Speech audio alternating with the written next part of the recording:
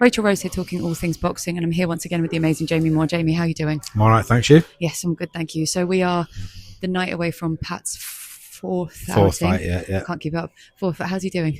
Yeah, good place. Made weight well today. Just been for Nando's, refueled. So yeah, all good. Pat kind of walks around ready though, doesn't he? He doesn't tend to fluctuate too much with his weight. No, he's a big lad for cruiserweight. He doesn't fluctuate. Makes the weight really well. Yeah. And he'll be a bit big and strong tomorrow night. So yeah, when you've got someone as a consummate professional like Pat, it always makes my job way easy. He's working with Carl Evans as well, who's one of the best in the game. So yeah, it's all been plain sailing, really. Yeah, I mean, they're saying, a couple of people on that strong boxing database, TikTok, have been saying they feel that, this is going to be a test for Pat. And I mean, I thought that about Oakford, funnily enough. I thought, maybe this will be the one that gives him some rounds. So I've got no hope in him getting rounds in this next one. But, that's no disrespect to his opponent. It's just because I've seen what Pat can do. I mean, do you feel like this is a fight that's going to give him rounds? Potentially. That's why we've picked him. We know it's not an easy fight. I don't think any of Pat's fights on paper looked like it was going to be easy, especially his debut. His debut was his toughest fight up to now, So I think maybe it's going to be a similar type of opponent in terms of very tough, durable game, comes and really tries. That's what Pat needs, because he's 26. We're not going to hang around forever with Pat. Within the next 2 years, he will be moved. Yeah. And the main thing is the timing, the right type of opponents in between the step up to make sure he's got the rounds under his belt. If he does a number on this kid, I'm not saying it's a bad thing.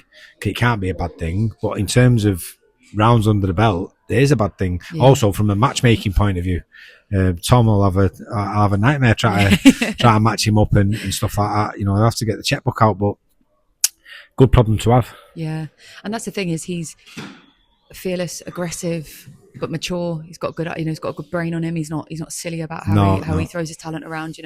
And so it's going to be quite hard to kind of.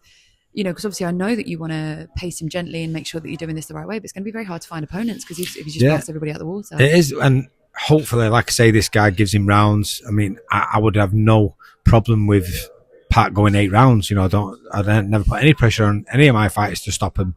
I do believe he can, but I think it wouldn't be a bad thing if he went 8 rounds.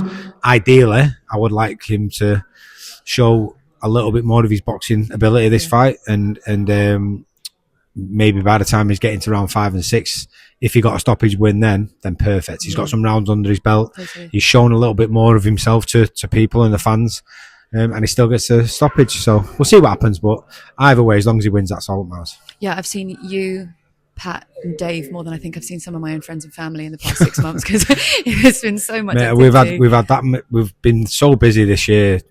We're blessed. We are very, very lucky. A lot of the time, we've had 3 or 4 fights on the same night, so it's been really hectic.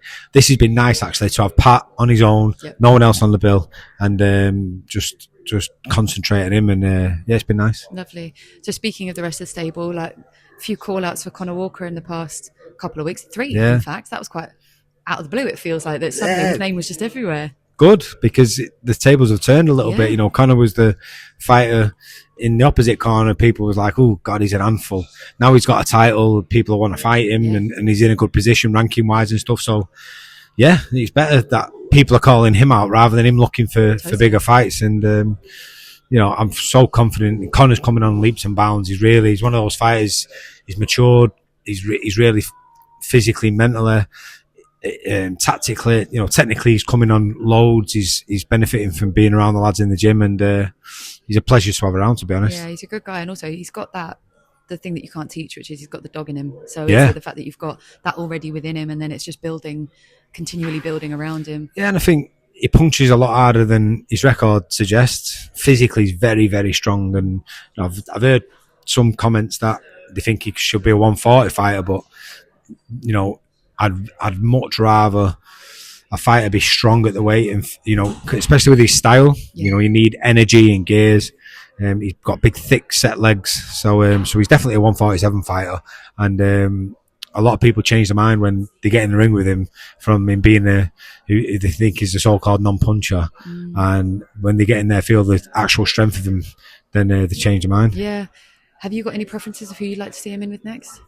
No, literally any of the guys who've been spoke about over the last week or so. I want for Conor the biggest fights for the biggest money for him, for his family, because he is coming into the prime of his career, and when you're in this type of form like he's in, you want to be in the biggest fights in what you can be involved in, because you've got the best chance of winning. And who's to say that in 6 months' time Conor's not in a position to fight for a world title, which would be an amazing story, like a real typical Rocky story. Maybe not to the extent of Dave Allen, but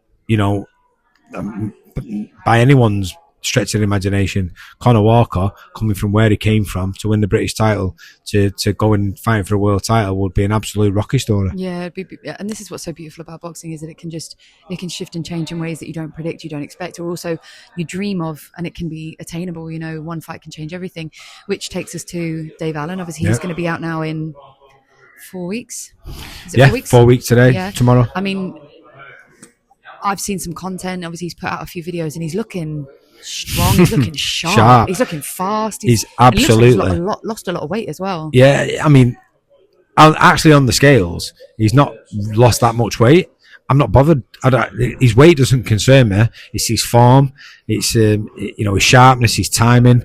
Everything about his boxing ability has just improved each camp, because he's been consistently active with it, and it's testament to his own dedication to it. That has been one of the criticisms of Dave over the years, and God, he's literally switched it from one end of the spectrum to the other. And I'm proud of him, really, really am. I can't ask any more of him, and I always knew he had this in him, and that's why I was so consistently backing him. And I'm just glad he's proved me right, and he's actually shocking me. He's shocking me, the form he's coming into, and I really genuinely don't know his ceiling. I don't know how high you can get to, because each camp is getting better and better, and who's to say he can't go on and win a world title eventually? Well, I mean, it was a particular clip I saw the other day, which was him on the bag. And it was just the speed and the precision and timing. Everything. Yeah, it was just unbelievable. Like your timing is one of the things what goes when you're not in the gym on a regular basis and you don't spar regular.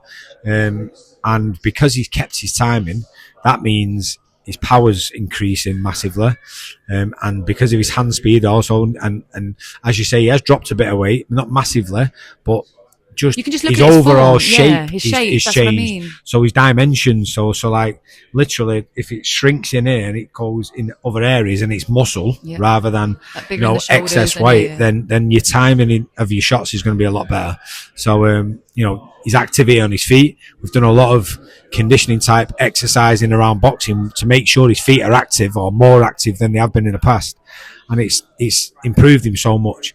So I'm looking forward to this fight, because it's not an easy fight by any stretch of the imagination. But the form Dave's in, I really fancy him to do a number on him. Based on the knowledge of his IQ and his ring knowledge in general, and then partner that now with the fitness and the strength and the speed. Exactly. I agree with you. I feel like the sky's the limit now. Because it's you're just piecing all the you're creating something pretty awesome. Ringcraft. Picking the type of ringcraft Dave's got over the years, adding that to something what he never had, which was like proper base conditioning, sharpness and timing, though they're a dangerous combination. He's got a lot of wisdom in the sport. He's very knowledgeable. He's been coaching for a good few years now, which actually increases your own knowledge of the sport. And I didn't realise that until after I'd retired from boxing. So yeah, he's in such a good position. He's changed his career. He's turned his life around, and you will not speak to a prouder person than Dave than you will do to me.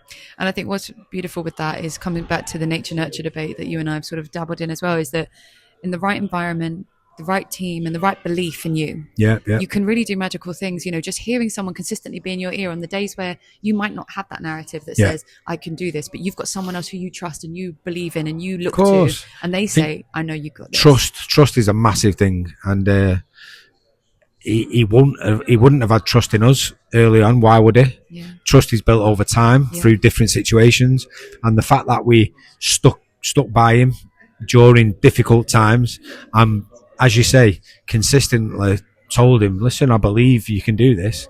But in all fairness, he has got to be there, committed, doing it, to be in a position to hear those beliefs. So it's a 50-50 sort of swinging door, really. And yeah, I'm mega proud of him, and I'm just really enjoying seeing his development, because I had an idea he could do it, and I thought if he dedicates himself, he could get to where he's actually at now.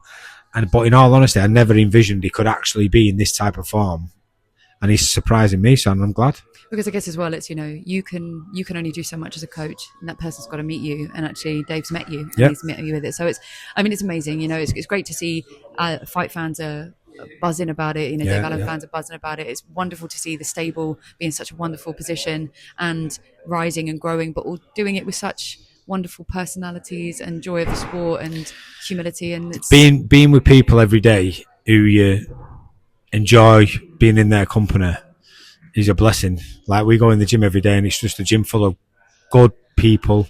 I enjoy being around them. We have a laugh. We get the work done, which we need to get done. So we've got two type of relationships. One of them is like a very sociable, friendly relationship, and one of them is like, I'm the coach and they're the sort of student, and it works really well. So what a place to be every day. Yeah, well, all being well, I'll be coming to visit in a couple of weeks to see firsthand what it's like to train under Jamie Moore and the experience. I'm going to be training with Conah, and he's going to put me through my paces. Good luck. Good luck with that one. I don't know what I signed up to. The thing is, it started as it didn't start as a joke. It's an idea I wanted to do, but he was just like, I'm going to kick your ass. And I was like, don't threaten me with a good time, Walker. And then he was like, right, let's go then. And I was like, oh, what have I said? What have I done? Oh, yeah. You might have gone in too deep here. Yeah, it's going to hurt. But anyway, it'll be wonderful to experience it myself. But thank you for your time, Jamie. I really appreciate it. Good luck tomorrow with Pat. I'm sure it'll be another amazing evening. And it's been really good to see you. You too. Thank you. Yeah.